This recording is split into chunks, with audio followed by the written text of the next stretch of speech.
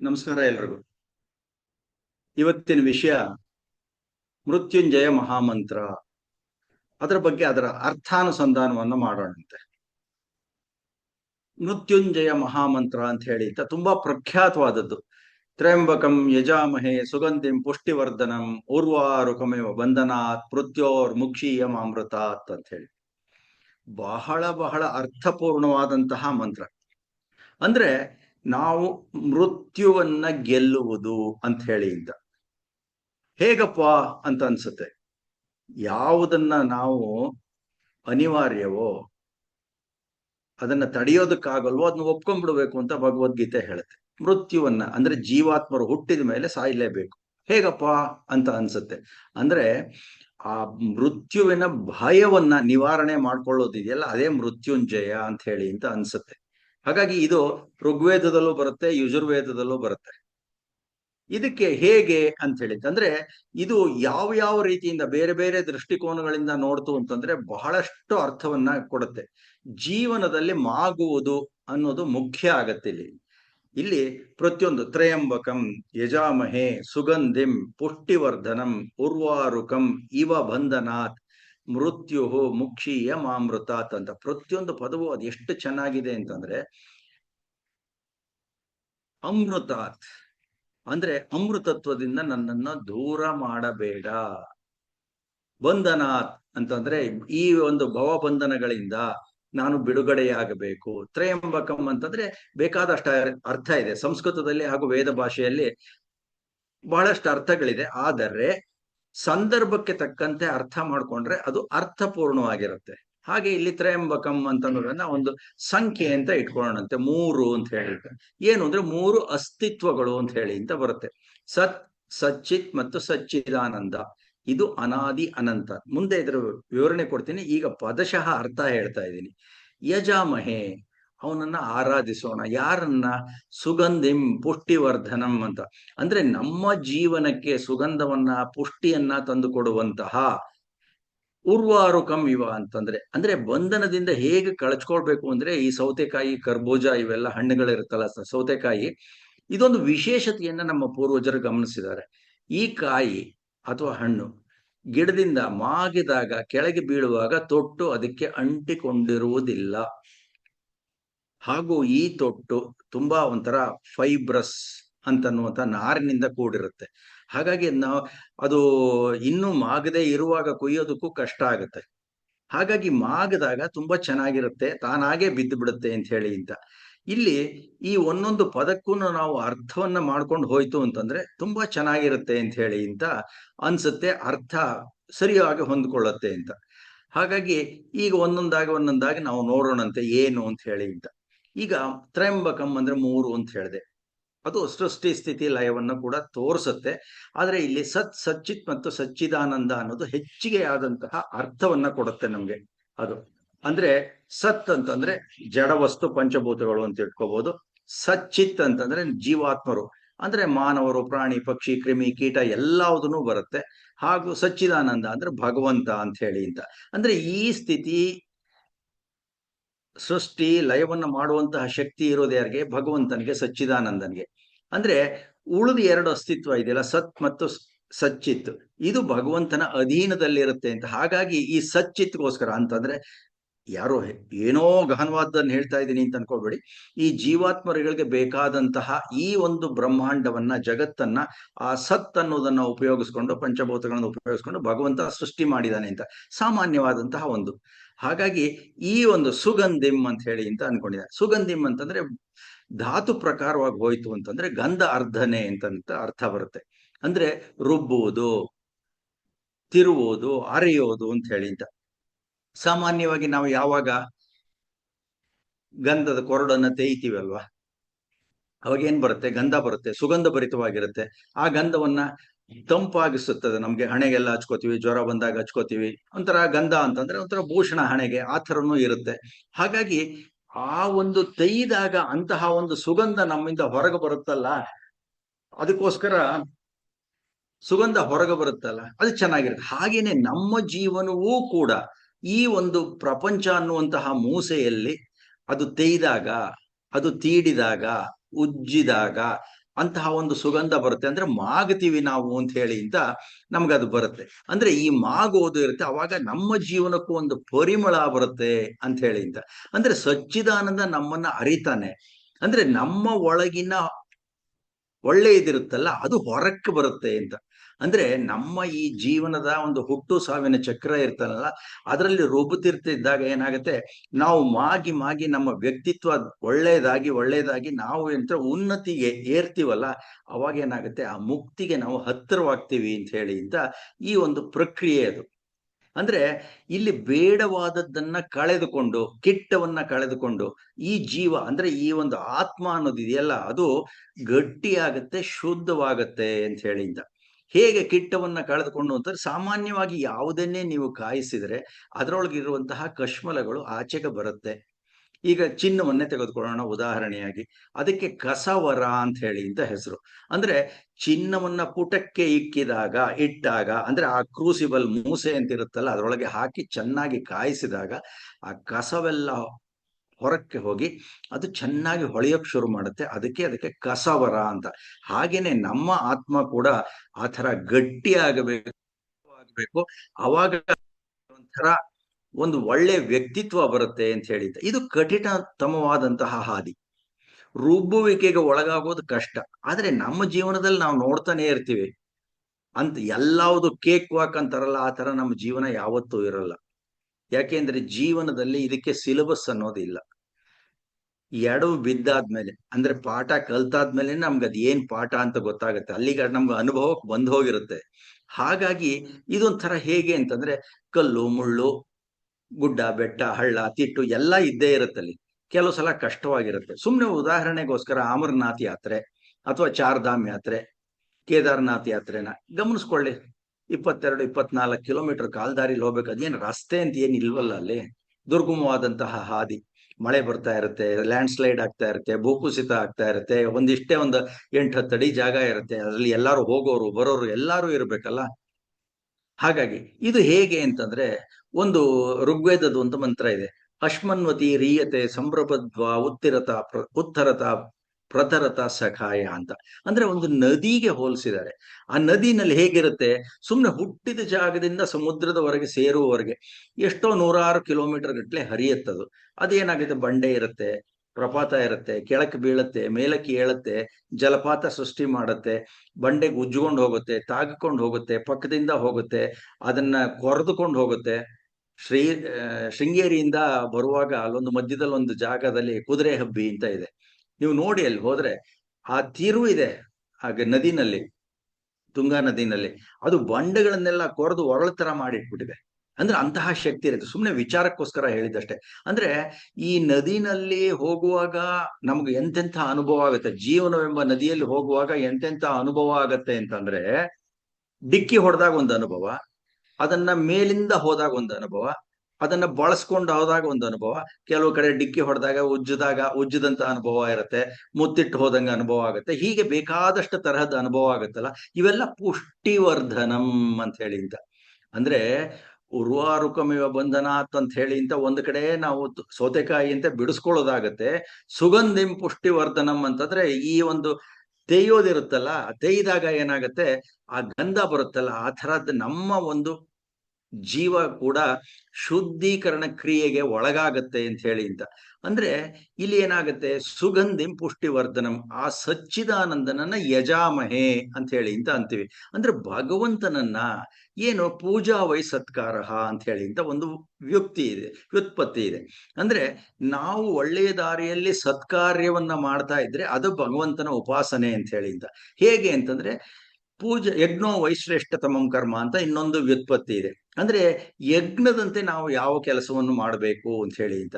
ಯಾಕೆ ಅಂತಂದ್ರೆ ಶ್ರೇಷ್ಠವಾದ ಕೆಲಸಗಳನ್ನೇ ನಾವು ಮಾಡ್ತಾ ಇರಬೇಕು, ಬೆಸ್ಟ್ ಡೀಡ್ಸ್ ಅಂತ ಹೇಳಿ ಅಂತ ಅನ್ನಿಸ್ಕೊಳ್ಳುತ್ತೆ. ಯಾವುದೇ ಒಂದು ಕೆಲಸವನ್ನ ನಾವು ಮಾಡ್ಲಿ, ಅದು ಯಜ್ಞದ ರೀತಿಯಲ್ಲಿ ಮಾಡಬೇಕು ಅಂತ. ಈಗ ಒಂದು ಅಡಿಗೆ ಮಾಡ್ತಾರೆ ಅಂತ ಇಟ್ಕೊಳ್ಳಿ, ಅದು ಒಂದು ಯಜ್ಞವೇ. ಯಾವ್ದು ವಿವೇಕಾನಂದರು ಹೇಳ್ತಾ ಇದ್ರು, ಯಾವುದೋ ಒಂದು ಸರ್ಕಲ್, ಒಂದು ಚೌಕ ದಾರಿನಲ್ಲಿರೋದು, ಅದನ್ನ ಕ್ಲೀನ್ ಮಾಡಿದ್ರೆ, ಅದನ್ನ ಗುಡಿಸಿದ್ರೆ, ಆಮೇಲೆ ಯಾರಾದ್ರೂ ಕೈಯಿಂದ ಬಂದು ಹಿಂಗೆ ತೆಗೆದ್ರೆ ಆ ಧೂಳು ಅಂಟ್ಕೋಬಾರ್ದು, ಆ ತರ. ಅದೇ ಯಜ್ಞೋ ವೈ ಶ್ರೇಷ್ಠತಮಂ ಕರ್ಮ. ಇದನ್ನ ನಮ್ಮ ಜೀವನದ ಎಲ್ಲಾ ರಂಗಗಳಿಗೂ ವಿಸ್ತರಿಸ್ಬೋದು. ಉರ್ವಾರುಕ ಅಂತ ಹೇಳಿದ್ನಲ್ಲ, ಈ ಒಂದು ಕಾಯಿ ಅಂತಂದ್ರೆ ನಾವು ಮಾಗ್ತೀವಿ ಅಂತ. ಅಂದ್ರೆ ಈ ಬಂಧನದಿಂದ ಬಿಡಿಸ್ಕೊಂಡು ನಾವು ಮಾಗ್ತೀವಲ್ಲ, ಅವಾಗ ನಾವು ಮುಕ್ತಿಗೆ ಹತ್ತಿರವಾಗ್ತೀವಿ ಅಂತ ಹೇಳಿ ಅಂತ.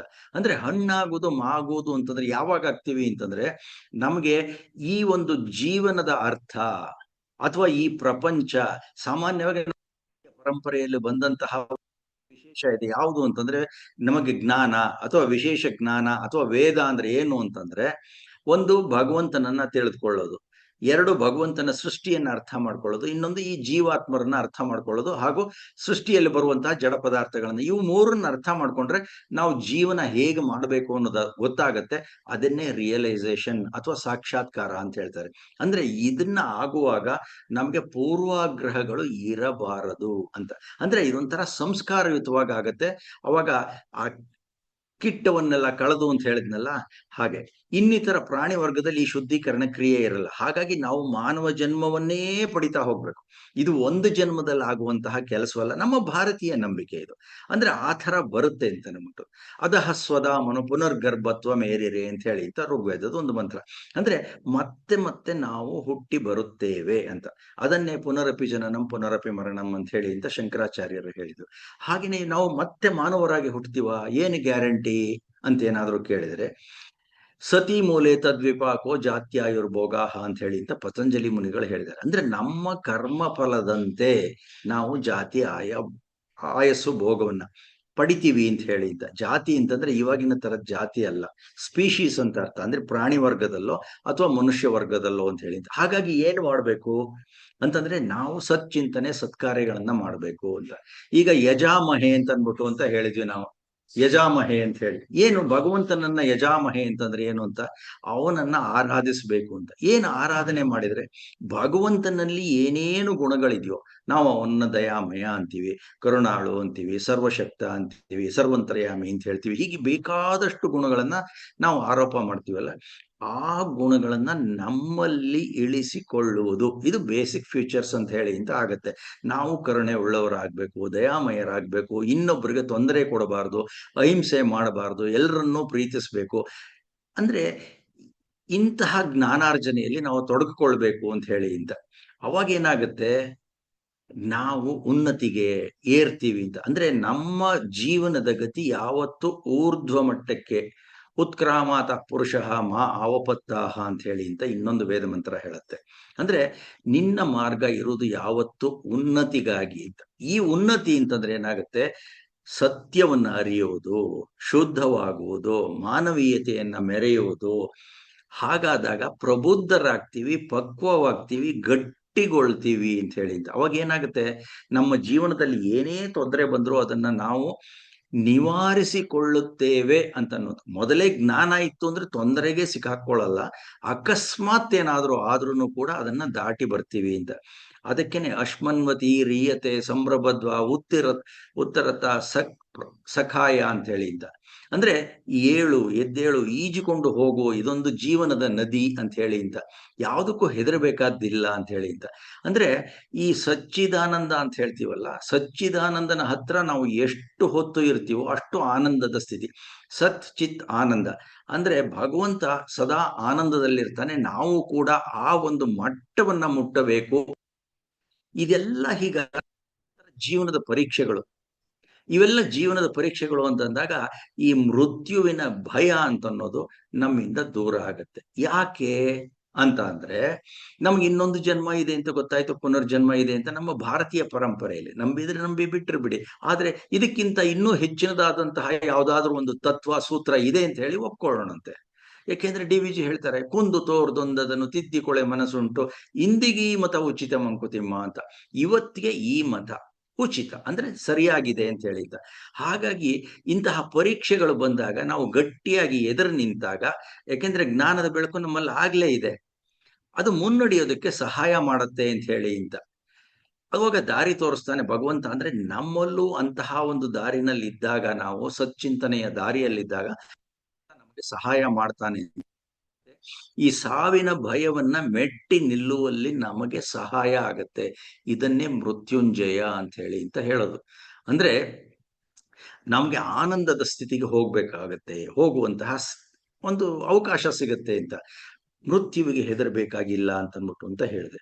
ಅಂದ್ರೆ ಡಿ ವಿ ಜಿ ಅವರು ಏನ್ ಹೇಳ್ತಾರೆ ಅಂದ್ರೆ, ಮೃತ್ಯು ಭಯ ಅನ್ನುವಂತಹ ಒಂದು ಶೀರ್ಷಿಕೆಯ ಅಡಿಯಲ್ಲಿ, ಭಯವೇಕೆ ದೇಶಾಂತರಕ್ಕೊಯ್ವ ಮಿತ್ರನಾಥಂ ಚಿತ್ರ ಹೊಸದಿರ್ಪುದಲ್ಲಿ ಸಾತ್ವಿಕದಿ ಬಾಳ್ದವಂಗೆತ್ತಲೆಯಿಂ ಭಯವಿಹುದು ಸತ್ರ ಹೊಸದಿಹುದು ನಡೆ ಮಂಕುತಿಮ್ಮ ಅಂತಾರೆ. ಭಯವೇಕೆ ದೇಶಾಂತರಕ್ಕೊಯ್ವ ಮಿತ್ರನಾಥಂ, ಮೃತ್ಯುವನ್ನು ಕೂಡ ಸ್ನೇಹಿತ ಅಂತ ಕರೆದಿದ್ದಾರೆ. ವೇದ ಮಂತ್ರಗಳಲ್ಲೂ ಹಾಗೆ ಹೇಳ್ತಾರೆ, ಯಮಾಯ ನಮ್ಮಸ್ತು ಮೃತ್ಯುವೇ ಅಂತ ಹೇಳ್ತಾರೆ. ಮಾತ್ರವೇ ಈ ತರ ನಮಸ್ಕಾರ ಅಂತ ಹೇಳೋದು. ಭಯವೇಕೆ ದೇಶಾಂತರಕ್ಕೊಯ್ವ ಮಿತ್ರನಾಥ, ಇನ್ನೊಂದು ದೇಶಕ್ಕೆ, ಇನ್ನೊಂದು ಪ್ರಪಂಚಕ್ಕೆ, ಇನ್ನೊಂದು ಲೋಕಕ್ಕೆ, ಮತ್ತೊಂದು ಜನ್ಮಕ್ಕೆ ಕರೆದುಕೊಂಡು ಹೋಗುವಂತಹ ಮಿತ್ರ ಅವನು. ಹೊಸದಿರ್ಪುದಲ್ಲಿ ಅಂದ್ರೆ ಹೊಸ ಜೀವನ, ಹೊಸ ಬಂಧುಗಳು, ಹೊಸ ಮಿತ್ರರು, ಹೊಸ ಜಾಗ, ಹೊಸ ಮನೆ. ಸಾತ್ವಿಕದಿ ಬಾಳ್ದವಂಗೆ ಎತ್ತಲೇಂ ಭಯವಿರುವುದು. ಸಾತ್ವಿಕನಾದವನಿಗೆ ಭಯ ಯಾಕೆ? ಯಾತಿಗೆ ಭಯ ಬರುತ್ತೆ ಅವನಿಗೆ? ಯಾಕೆ ಸಾತ್ವಿಕನಾಗಿ ಬಾಳದವನು, ಆ ತರ ಜೀವನ ಮಾಡಿದವನ್ಗೆ ಏನು ಭಯ ಇರುತ್ತೆ? ಇನ್ನೊಂದು ಜನ್ಮ ಇದೆಯಲ್ಲ, ಈ ಜನ್ಮದಲ್ಲಿ ಸಾಕಷ್ಟು ಒಳ್ಳೆಯ ಕೆಲಸ ಮಾಡಿದೀನಲ್ಲ, ನಾನು ಪುಣ್ಯ ಸಂಪಾದನೆ ಆಗಿದೆಯಲ್ಲ, ಸತ್ರ ಹೊಸದಿಹುದು ನಡೆ, ಇನ್ನೊಂದು ಮುಂದಿನ ಜನ್ಮ ಅಂತ ಹೊಸದಿದೆ ಅಂತ. ಅದಕ್ಕೋಸ್ಕರನೇ ಅಥರ್ವ ವೇದದ ಮಂತ್ರ ಹೇಳುತ್ತೆ, ನಮೋಸ್ತುತೆ ನಿರ್ವೃತೆ ತಿಗ್ಮತೇಜೋ ಯಸ್ಮಾನ್ ವಿಚೃತ ಬಂಧಪಾಶಾನ್ ಯಮೋ ಮಹ್ಯಂ ಪುನರಿತ್ವ ದದಾತಿ ತಸ್ಮೈ ಯಮಾಯ ನಮೋಸ್ತು ಮೃತ್ಯವೇ. ಆ ಮೃತ್ಯುವನ್ನು ದೇವತೆಗೂ ಕೂಡ ನಮಸ್ಕಾರ ಅಂತ ಹೇಳಿ ಅಂತ ಈ ತರ ಮಾಡ್ತಾ ಇದ್ದಾರೆ. ಅಂದ್ರೆ ಯಾವುದು ಅಂತಂದ್ರೆ, ಆ ಮೃತ್ಯು ಹೊಸ ಜೀವನವನ್ನ, ಹೊಸ ಒಂದು, ಮತ್ತೆ ಇನ್ನೊಂದು, ನಮ್ಮಂತರ ಮನೇಲಿ ಒಂದು ಕಾರೋ ಅಥವಾ ಒಂದು ಬೈಕೋ ಏನೋ ಇತ್ತಪ್ಪ, ಹೊಸ ಬೈಕ್ ಬಂತು ಅಂದ್ರೆ ಹೊಸ ಹಳೇದನ್ನ ಕಿತ್ ಬಿಸಾಕ್ತಿವಿ, ಹೊಸದನ್ನ ತಗೋತೀವಿ ಅಂತ ಅನ್ನೋ ಹಾಗೆ ಆ ತರ ಇರುತ್ತೆ ಅಂತಂದ್ರೆ, ಇಲ್ಲಿ ಎಂತಹ ಯಮ ಅಂದ್ರೆ ನಮೋಸ್ತು ನಿರ್ವೃತೆ ತಿಗ್ಮ ತೇಜೋ ಯಸ್ಮಾನ್ ಅಂದ್ರೆ ಥಟ್ ಅಂತ ಹೇಳಿ ಅಂತ ಒಂದು ಕಾರ್ಯಕ್ರಮ ಬರುತ್ತಲ್ಲ, ಆ ತರ ಥಟ್ ಅಂತ ಹೋಗ್ಬಿಡ್ತಾರೆ ಜನ. ಯಾವಾಗ ಸಾವು ಬರುತ್ತೆ ಏನು ಅಂತ ಗೊತ್ತಿಲ್ಲ. ಆದ್ರೆ ಆ ಇರುವಷ್ಟು ದಿವಸ ಒಳ್ಳೆ ಕೆಲಸ ಮಾಡಿ, ಅವನೇನು ಮೃತ್ಯುವನ್ನೇನು ಹೊಸಬ ಅಲ್ಲ, ಅವನು ನಮ್ಗೆ ಹಳಬನೆ, ಅವನು ನಮ್ಮ ಮಿತ್ರ ಅಂತ ಡಿ ವಿ ಜಿ ಹೇಳಿದ್ರಲ್ಲ. ಮೃತ್ಯುವಿಂ ಭಯವೇಕೆ ದೇಶಾಂತರಕ್ಕೊಯ್ವ ಮಿತ್ರನಾಥಂ ಅಂತ, ಅದನ್ನೇ ಈ ಮಂತ್ರದಲ್ಲೂ ಕೂಡ ಹೇಳ್ತಾ ಇರೋದು. ಅಂದ್ರೆ ಮೃತ್ಯುವನ್ನ ಅಂಗೀಕರಿಸ್ಬೇಕು, ಅಭಿನಂದಿಸಬೇಕು ಹೊರತು ಅವನಿಗೆ ಹೆದರೋದಕ್ಕೆ ಕಾರಣ ಇಲ್ಲ. ಮೃತ್ಯುವೇ ನಿನಗೆ ನಮಸ್ಕಾರ, ಆದ್ರೆ ಅಮೃತತ್ವದಿಂದ ನನ್ನನ್ನು ಬೇರ್ಪಡಿಸಬೇಡ ಅಂತ ಹೇಳಿ ಅಂತ. ಎಷ್ಟು ಪ್ರಾಮಾಣಿಕವಾಗಿ, ಎಷ್ಟು ವಸ್ತುನಿಷ್ಠವಾಗಿದೆ ಅಂತ ಹೇಳಿ ಅಂತ ಅನ್ಸುತ್ತೆ. ಅಂದ್ರೆ ಮುಂದಿನ ಜನ್ಮ ಮಾನವ ಜನ್ಮವೇ ಬರ್ಲಿ ಅಂತ ಅನ್ನೋದಕ್ಕೆ ಪ್ರಯತ್ನ ಮಾಡ್ಬೇಕು, ಸುಮ್ನೆ ಬರೋದಲ್ಲ ಅದು. ಅದಕ್ಕೆ ಒಂದು ನಿಜ ಜೀವನದ ಒಂದು ಘಟನೆಯನ್ನು ಅಥವಾ ಇನ್ನೇನನ್ನೋ ಒಂಥರ ಹೇಳ್ತು ಅಂತಂದ್ರೆ ಒಂಥರ ತುಂಬಾ ಚೆನ್ನಾಗಿರುತ್ತೆ. ಅಂದ್ರೆ ಸಾಯಲು ಸಿದ್ಧತೆ ಹೇಗೆ ಮಾಡ್ಕೋಬೇಕು ಅಂತಂದ್ರೆ, ಹುಟ್ಟಿನಿಂದ ಸಾವಿನ ಕಡೆಗೆ ಪ್ರಯಾಣ ಇದ್ದೇ ಇರುತ್ತೆ. ಒಂದು ದಿನ ಆಯ್ತು, ಒಂದು ವರ್ಷ ಆಯ್ತು ಅಂತಂದ್ರೆ ಅಷ್ಟು ಹತ್ರ ಆದ್ವಿ ನಾವು ಸಾವಿಗೆ ಅಂತ ಹೇಳಿ ಅಂತ ಅನ್ಸುತ್ತೆ. ಅಂದ್ರೆ ಬೀಚಿ ಅವರು ಹೇಳ್ತಾರೆ, ಜನ್ಮದಿನ ಅಂತಂದ್ರೆ ಏನು ಅಂತಂದ್ರೆ, ಸಾವಿನ ಬಗ್ಗೆ ಎಚ್ಚರಿಸಲು ಕಾಲರಾಯನು ಅಂದ್ರೆ ಯಮರಾಯ ವರ್ಷಕ್ಕೊಮ್ಮೆ ಗಂಟೆ ಬಾರಿಸುವ ಸುದಿನ ಅಂತ ಹೇಳಿ ಅಂತ.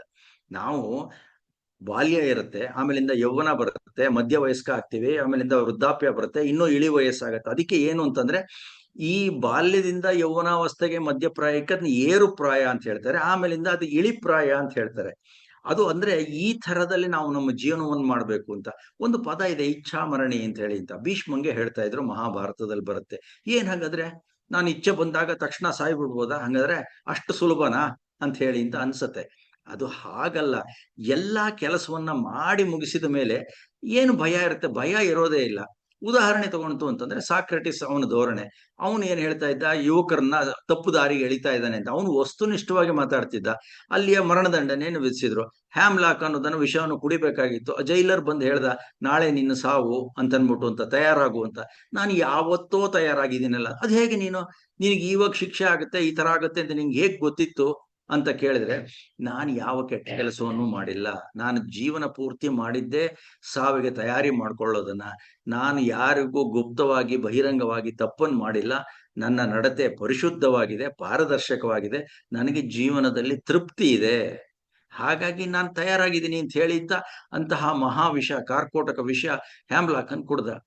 ಅಂದ್ರೆ ಇವನ್ನೆಲ್ಲ ನೋಡ್ತು ಅಂತಂದ್ರೆ, ಡಿ ವಿ ಜಿ ಚೆನ್ನಾಗಿರುವಂತಹ ಒಂದೆರಡು ಕಗ್ಗಗಳನ್ನು ಹೇಳಿದ್ದಾರೆ. ಹೊಸಬನಾಗುವ ಅನುಕ್ಷಣಂ ಮಾನವನು ವಸುದೆಯ ಮೂಸೆಯಲ್ಲಿ ಪುಟಪಾಕವಾಂತು ರಸಮೂರ್ತಿಯಾಗುವನು ಜಗದಾತ್ಮಮತಿ ಬೆಳೆಯೇ ಕಸವೆಲ್ಲ ಕಳೆದವನು ಮಂಕುತಿಮ್ಮ ಅಂತಾರೆ. ಅಂದ್ರೆ ಈ ಜಗತ್ತನ್ನೇ ಒಂದು ಮೂಸೆ ಅಥವಾ ಕ್ರೂಸಿಬಲ್ ಅಂತ ಅನ್ಕೊಂಡ್ರೆ ಪ್ರತಿದಿನ ಮನುಷ್ಯ ಹೊಸಬನಾಗ್ತಾ ಇರ್ತಾನೆ. ವಸುದೆಯ ಮೂಸೆಯಲ್ಲಿ ಪುಟಪಾಕವಾಂತು ಚಿನ್ನವನ್ನ ಪುಟಕ್ಕೆ ಹಾಕದಂತೆ ಏನಾಗ್ತಾನೆ ಪರಿಣಾಮ? ರಸಮೂರ್ತಿಯಾಗುವನು ಜಗದಾತ್ಮಮತಿ ಬೆಳೆಯೇ. ಜಗದಾತ್ಮವತಿ ಅಂದ್ರೆ ಈ ಜ್ಞಾನ, ಇಂತಹ ಜ್ಞಾನ ತುಂಬಿಕೊಂತು ಅಂತಂದ್ರೆ ರಸಮೂರ್ತಿ ಆಗ್ತಾನೆ, ಕಸವೆಲ್ಲ ಕಳೆದವನು ಅಂತ ಹೇಳಿದ್ದ. ಅಂದ್ರೆ ಈ ಮಾನವ ತನ್ನ ತಾಪಕ್ಕೆ ಇಟ್ಕೊಂಡಾಗ ಹೊಸ ಮೂರ್ತಿ ಆಗ್ತಾನೆ, ಪೂಜ್ಯನಂತಾಗ್ತಾನೆ, ಪಕ್ವವಾಗ್ತಾನೆ, ಮಾಗ್ತಾನೆ ಅಂತ ಹೇಳಿ ಇದ್ದ. ಮಲಗಿದೋದುಗನ ಕೈ ಹೊತ್ತಗೆಯು ನಿದ್ದೆಯಲ್ಲಿ ಕಳಚಿ ಬೀಳುವುದು ಪಕ್ವ ಫಲವಂತೆ ತರುವೆಂ. ಇಳೆಯ ಸಂಬಂಧಗಳು, ಸಂಕಲ್ಪ, ನಿಯಮಗಳು ಸಡಿಲುವು ಬಾಳ್ಮಾಗೆ ಮಂಕುತಿಮ್ಮ ಅಂತ ಹೇಳ್ತಾರೆ. ಮಲ್ಕೊಂಡು ಯಾರೋ ಓದ್ತಾ ಇರ್ತಾನೆ ಪುಸ್ತಕನ ಅಂತಂದ್ರೆ ತಪಕ್ಕಂತ ಬಿದ್ದೋಗುತ್ತೆ ಪುಸ್ತಕ. ಅದು ಹೇಗ್ ಬೀಳುತ್ತೆ? ಪಕ್ವ ಫಲವಿನ್ ತರುವಿಂ ಅಂತ.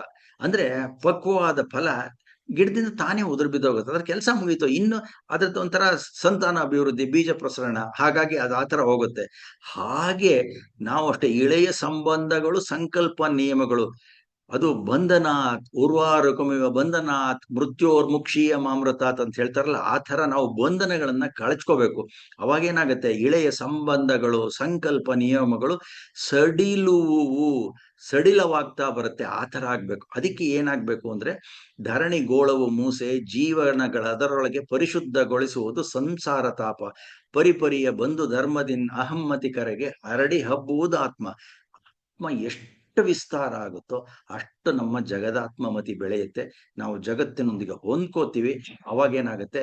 ನಾವು ಮೋಕ್ಷಕ್ಕೆ ಹತ್ತಿರವಾಗ್ತೀವಿ ಅಂತ. ಹಾಗಾಗಿ ನೀತಿ ನಿರ್ಣಯ ಏನು? ಒಳ್ಳೆಯ ಕೆಲಸ ಮಾಡಿ, ಪಕ್ವತೆಯನ್ನ ಗಳಿಸ್ಕೊಳ್ಳಿ, ಸಾವಿಗೆ ಹೆದರಬೇಕಾದ್ದಿಲ್ಲ.